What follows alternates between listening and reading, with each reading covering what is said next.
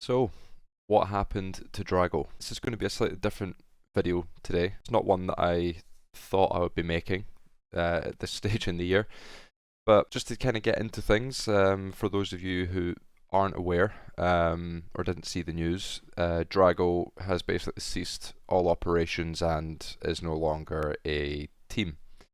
Now, obviously, I'd only been there for roughly 4 or 5 weeks. I was just kind of getting settled into things, was in the middle of my first ever event for the team at the Nürburgring 24.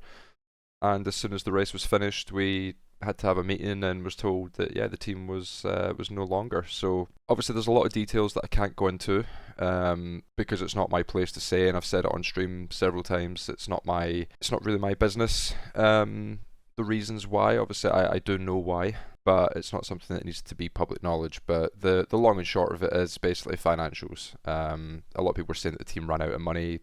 That's not necessarily the case. It didn't run out of money. It's just more a decision that was made by the owners to not continue with the project. And finances are involved, but it's not a case of running out of money.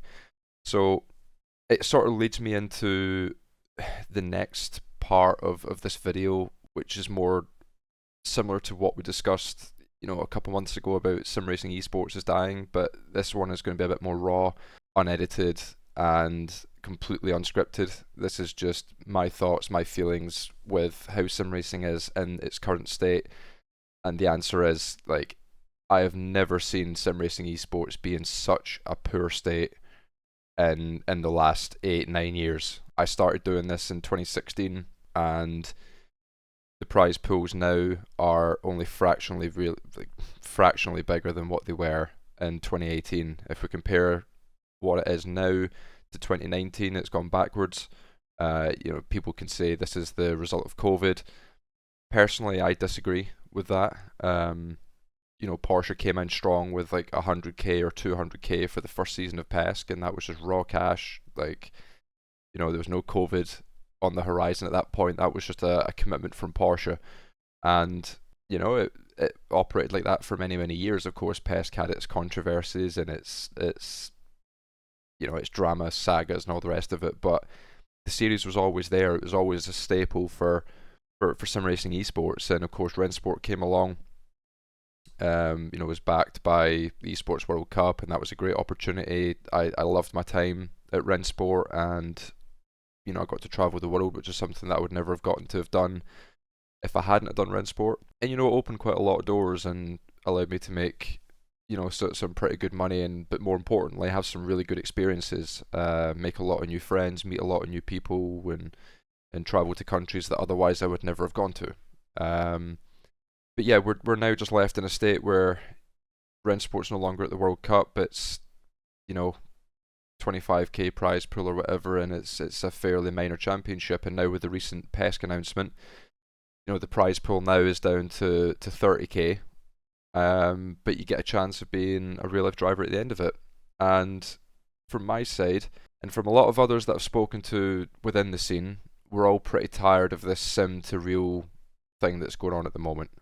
My whole objective of doing sim racing was never to race in real life. For some people that is the case, and that's fair enough, but it is not something that has ever interested me or a lot of other people that I've spoken to. They're just not bothered. They want to do sim racing because they're good at it, they enjoy it, there's an opportunity for it to be a career, so why would you not take it, right?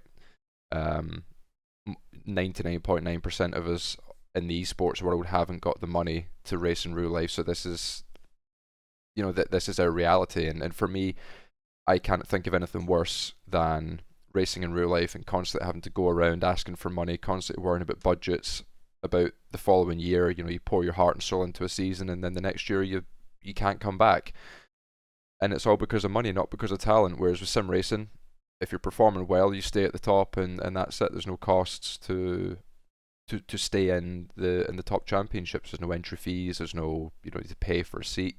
It's you get there based on results and based on you as a person. So yeah, I think it's a massive step backwards for PESC. For me personally, I'm not remotely interested in that. I will not be taking part in it.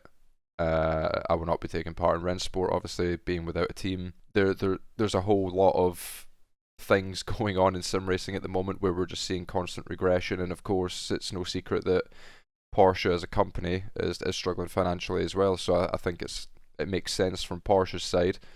That's great marketing material for them, getting a sim racer into a real car. We've seen it be successful before with Red Bull, and the Red Line collaboration there. That's gone really well in the past as well. But for me right now, I don't think sim racing esports is going to recover anything in 2026. I think the rest of this year is chalked. And I don't want to just sit here and be negative the full time, because PESC could be great to watch. Obviously, we've got the new Cup car. That could be interesting to see how that pans out.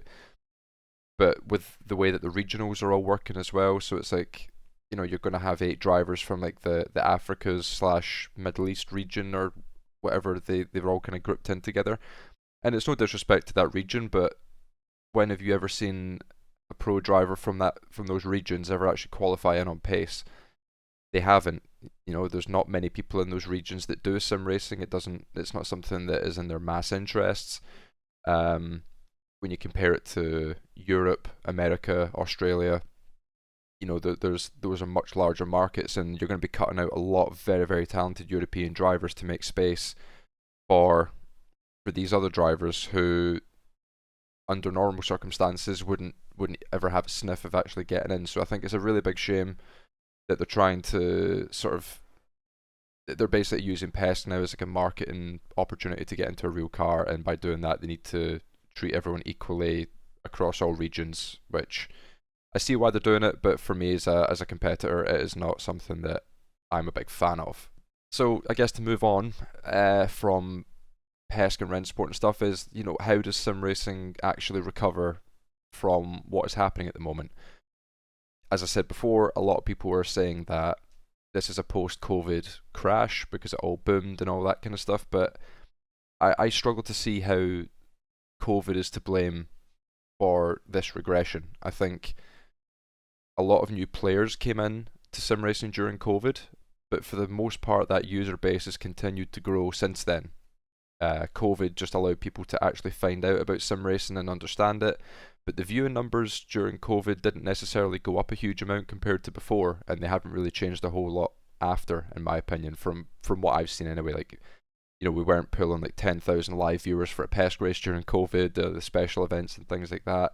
If you look at iRacing's user base currently, their user base is going up and up and up. There's more and more people getting involved in sim racing to play it even now, but yet the esports scene is continually regressing. And as I said before, I cannot see 2026 offering anything in the esports scene. And yeah, I'd like to hear what you guys think down below to see what should be done differently. Is it a complete format change? Do car physics need to be changed? Should we have more slipstreams so that there's more overtaking, or would that make it too gimmicky? I think there needs to be a whole restructure of how this works. We need more money in the scene. We need more people viewing it first and foremost, but it's hard to get those people to come into sim racing and stick around if the money isn't there. We need like a production team that is creating like documentaries, kind of similar to Drive to Survive, but obviously within reason, with everyone being remote. There needs to be storylines, there needs to be drama, there needs to be more, hype and talk. Like I remember back in 2015, right? We were doing I wasn't pro at the time, but I was on iRacing, and there was people doing like pre-season, almost like a podcast, discussing what happened in the 2014 season coming into 2015, how things were going to change, the changes with the car, the changes with the tire model, blah blah blah. And if you sit and watch it, for a 2015 production in sim racing, it was actually way ahead of its time, and for some reason we've never had anything like that since. Literally, live stream goes up halfway through qualifying, you miss the first half of quali, and then during the race it's just a bunch of names going round and round, very little overtaking, no strategy, no nothing, and then the race ends, and you see someone's face for 30 seconds, you get the usual AI response, and then that's it, it's done. So, yeah, I think for the rest of this year, my sole focus is going to just be on coaching, is on the content, the streaming, and of course doing some data pack stuff as well. I do have a lot of really exciting content projects coming up this year as well, which I'm excited to share with you guys, hopefully in the next 4 to 6 weeks, somewhere in that kind of region. But yeah, when it's announced, obviously I'll let you guys know. But I just want to end this video off by saying I don't want to just be the most negative person ever, right? I want to offer solutions to things. There's no point complaining and not offering the fix. But for me right now, I think there's that many problems that even I don't know what to change. The races have to be more exciting for a start off. I know that much, but how we do that, I'd like to hear your guys' thoughts in the comments below. But yeah, I just want to say a huge thanks to everyone at Drago for being so welcoming and for giving me a chance when nobody else would. It was really nice to just have that feeling that I'm still valued at the top level. Yeah, everyone was super welcoming. They gave me all their knowledge about getting back up to speed in iRacing, you know, how to set the car up, how to drive.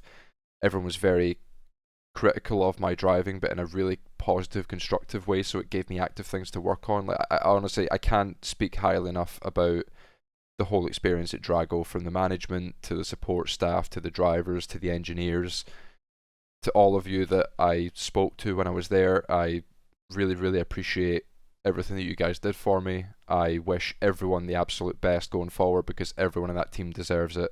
I didn't come across one person that had an ego or had some hidden agenda. Everyone was just super straight up, super great guys, and yeah, I hope everyone can come out of this with something really positive. But yeah, thank you guys for watching. Let me know what you think down below about how esports can recover itself in this current climate. Thank you so much for watching, and we will see you next week.